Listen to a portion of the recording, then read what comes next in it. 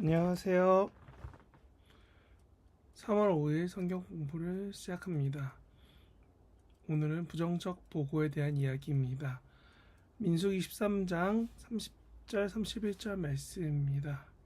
함께 말씀 보시겠습니다. 민수기 13장 30절 31절입니다. 갈렙이 모세 앞에서 백성을 조롱하게 하고 이르되 우리가 곧 올라가서 그 땅을 취하자 능히 이기리라 하나 그와 함께 올라갔던 사람들은 이르되 우리는 능히 올라가서 그 백성을 치지 못하리라 그들은 우리보다 강하니라 하고. 아멘.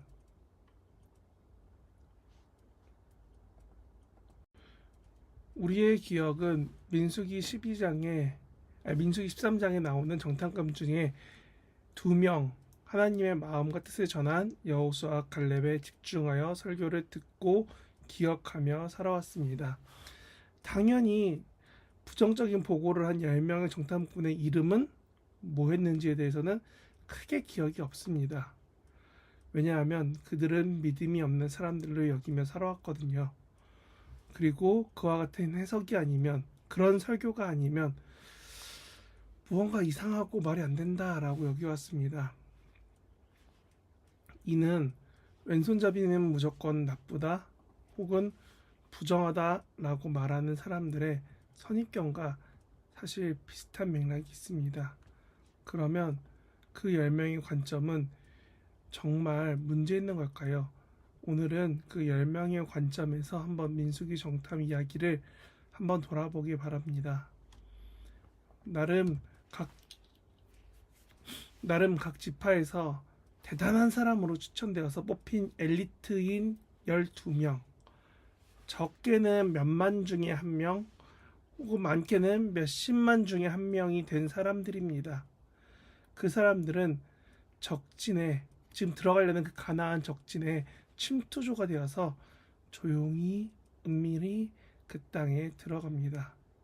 그런데 들어가 보니 완전 별천지 같은 말이 안 되는 도시와 농산물을 만납니다. 생각해 보십시오. 몇 해 전 드라마 나왔던 사랑의 불시착을 보면은 남한 사람이 북한에 내려간다면 혹은 북한 사람이 남한에 내려온다면 우리는 바로 알 수밖에 없다는 것을 보았습니다.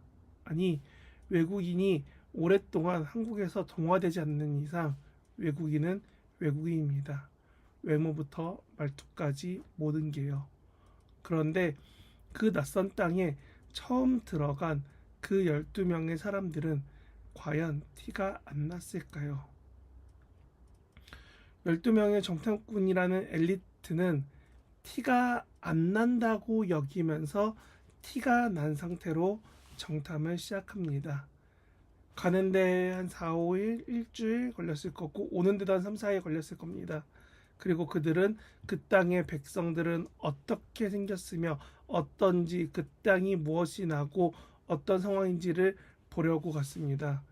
그래서 그 땅 백성들의 평균적으로 어떻게 생겼는지 봤더니 본인들보다 보통 얼굴 하나 정도 큰 덩치였습니다. 사실 정탐원 엘리트라는 이 12명의 사람들은 이집트를 나오기 전까지 그들의 평생 노예로 살다가 나왔습니다. 그것도 급하게요. 그런데 그들이 외모며 눈빛이며 언어며 체격이며 이 모든 게 과연 나름 잘 살고 있던 가나안 땅 사람들과 비교하면 티가 안 났을까요? 제가 보기에 비교하면 할수록 티가 나는 사람들이 같이 다녔을 수도 있습니다. 혹은 1명, 2명 혹은 소수로 따로 나누어서 땅을 여기저기 돌아다니면서 정탐했을 수도 있습니다. 그러고 정탐을 하고 이제 돌아왔습니다. 그들이 떠난 지 40일 만이었죠. 그러면 이렇게 정탐하고 온 그들의 언어에는 과연 긍정적인 평가가 얼마나 들어갈 수 있을까요? 북한만 봐도 우리 K드라마가 들어가면서 남한에 대한 부정적인 인식을 심어줄 수 없다고 합니다. 아니, 너무 어려워서 드라마 본 사람들을 무조건 죽이려고 한답니다. 이처럼 눈으로 보고 혹은 이 정탐꾼처럼 곁에서 경험하면은 세상은 달라 보입니다. 그래서 그런지 새로운 일을 하기 전에는 그 일을 경험해 보라고 합니다. 그리고 이는 관광과 현지 이민이 다르다처럼 단지 눈으로 보는 걸 넘어서 그들 삶에 들어가 보면은 더 많은 부분을 알 수밖에 없게 된다. 라는 말들을 우리는 듣고 알고 생각하고 있습니다. 그러면 우리는 이렇게 알게 되면 될수록 더 새로운 것, 더 많은 것을 알 수밖에 없다는 건 우리도 당연히 아는 진실이지요. 어쩌면 이 10명의 정탐꾼의 보고는 이길 수 없다는 그 부정적인 보고는 사실 매우 적절한 보고라고 할 수 있습니다. 지금 이스라엘 사람들, 아니 애굽을 나온 지 이제 2년 차가 된 사람들은 전직 노예입니다. 몸이 좋을 만큼 영양을 고루 먹은 것 아닙니다. 그리고 요 1년, 많게는 2년 차의 이 광야 생활에서 먹은 것은 만나와 메추라기입니다. 아무리 단백질이 메추라기라고 해도 하나님의 영양식이 만나라고 해도 잘 먹고 잘 지내는 현지인만 했을까요? 그 가나안 사람들은 키도 크고 몸도 좋았을 가능성이 훨씬 높습니다. 왜냐하면 이들은 지금 이 광야에 나온 출애굽한 백성들은 사실 노예였기 때문에 전투훈련도 받지 못했습니다. 그리고 몸도 전투를 위한 복장도 옷도 체격도 아니었습니다. 일단 체격과 전투력이 당연히 꿀릴 수밖에 없는 상황입니다. 당시 이 모세가 움직일 때 이 당시에 군인들은 기계화된 군인들이 아닙니다.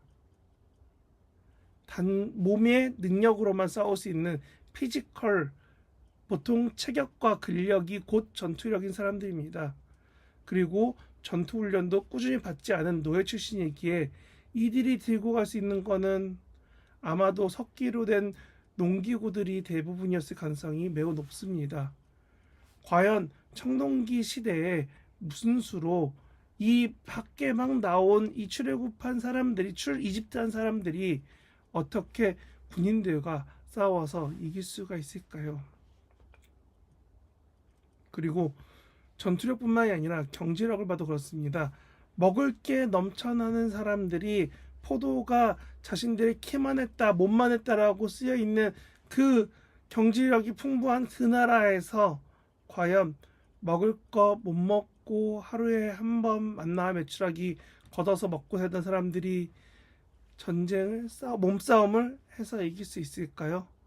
그렇다고 만나 매출하기가 매우 많아서 이들이 매일매일 꾸준히 먹은 거지 넘치도록 먹은 거라고 보기에는 어렵습니다. 단지 하나님이 허락하신 상하지 않는 옷과 신, 그런 걸 입고 있었을 뿐이죠.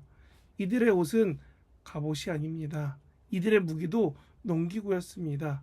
이들은 농산물도 없습니다. 그러니 지금 정탐꾼이 가져온 이 과실들과 이 소식들은 과히 놀랄 만큼, 아니 어쩌면 이스라엘 백성들이 감당하기 어려운 소식과 같습니다. 이런 말 있잖아요. 너무 맛있어서 둘이 먹다가 셋이 죽어도 몰라요. 네? 둘이 먹었는데 셋이 죽는다는 이런 허무맹랑한 말 같지도 않은 이런 이야기가 지금 이스라엘 백성들 리더들 앞에 정탐꾼이 이야기하고 있는 겁니다. 정탐꾼의 보고는 이집트에서 종일 때, 그들이 노예일 때 보던 일, 혹은 노예로 그들이 있으면서 상납했던 그런 것들이 지금 다녀온 그들의 손에 있습니다. 그런데 그것을 갖고 싶지만 감히 가질 수 없다라고 말하는 그들의 마음은 그저 우리가 오늘날에 들어왔던 것처럼 공포감 하나 때문에 혹은 두려움이라는 그들의 상한 심령 때문에 굴복해서 하나님이 보이지 못하다라고 말하는 것일까요? 어쩌면 엄청난 문화 충격을 받고 온 이 지파에서 나름대로 뽑힌 젊은 엘리트들은 어린 왕자에 나오는 장님이 코끼리를 만진 것처럼 자신이 경험한 놀라운 이야기만 풀어냅니다. 그들은 키가 크대, 그들은 더 많은 물건을 가지고 있대, 그들의 농산물은 되게 이만하대 저렇대, 정말 적과 꿀이는 땅이더래. 이런 소식들은 전투를 앞둔 하나님의 백성에게는 어쩌면 매우 좋지 못한 소식입니다. 땅은 좋지만 이길 수 없다니요.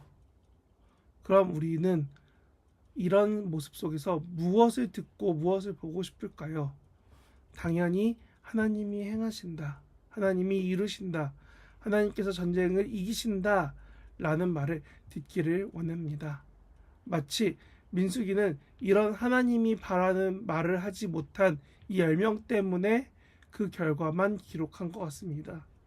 정탐의 40일을 하루를 1년으로 하여 40년, 어쩌면 정탐 이후 약 38년 반 정도를 고생하면서 뺑뺑이 친 것처럼 그려지고 있습니다. 우리도 기도할 때 혹은 무언가를 준비할 때 예수님이 망대를 지을 때, 전쟁을 할 때 미리 확인하지 않느냐 하셨던 그 비유처럼 미리 예측하고 준비를 합니다. 그리고 요즘 말로 말하는 T의 평가, 이성적인 평가를 칼같이 하곤 합니다. 그런데 오늘 본문을 보면 솔직히 이런 사람들이 대부분일 것 같아요. 나는 T와 같은 평가를 하지만 나는 저 10명과는 달라. 부정적인 보고를 한 저 사람들과 나는 다르다라고 생각합니다. 특히 매년 정책을 준비하거나 재정을 집행하고 있어서 이와 같이 칼같이 행해야지만 좋다라고 여기는 사람들도 꽤나 많이 있습니다. 왜냐하면 사회에서는 그렇게 해야지 살아남을 수 있다라고 말하거든요. 그래서 그런 평가를 하는 게 익숙해지고 이런 부정적으로 바라보는 혹은 칼같은 평가를 하는 최첨단은 바로 다른 이들을 평가할 때입니다. 분명 부정적인 보고가 문맥상 하나님의 인도하심상 안 좋은 건 맞습니다.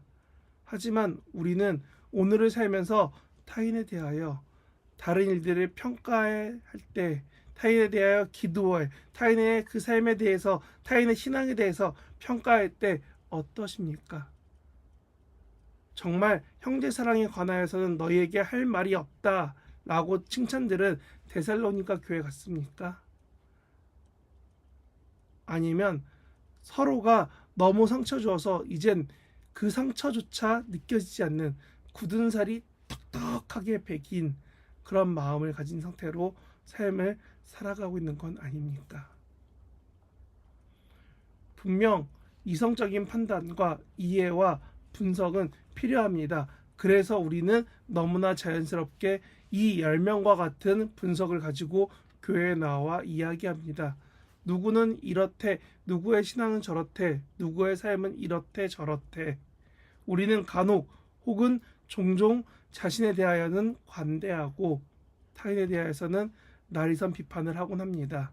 그럼 우리는 그와 같은 판단에서 사실 자유롭습니까?